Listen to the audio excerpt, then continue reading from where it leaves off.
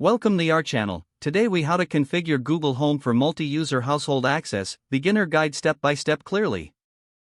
To configure Google Home for multi-user household access, begin by ensuring all users have the Google Home app installed on their smartphones.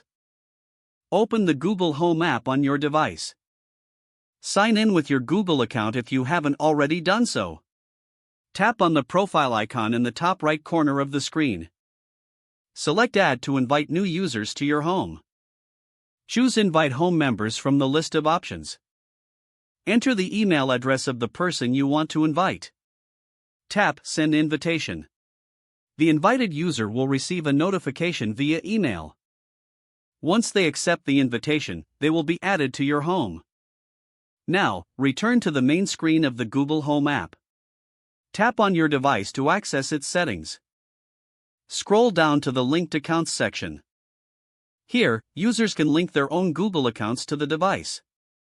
This allows personalized experiences for each user. Next, enable voice match for each user. To do this, go to the main menu and select Settings. Tap on Voice Match. Choose Add Devices to allow new users to train their voice. Each user will need to say OK Google and Hey Google a few times to set up their voice profile.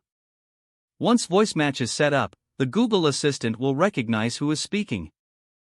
This allows for personalized music, calendar events, and responses. Make sure that each user also sets up their preferences in the Google Assistant settings. This can include linking their own music services or calendar accounts.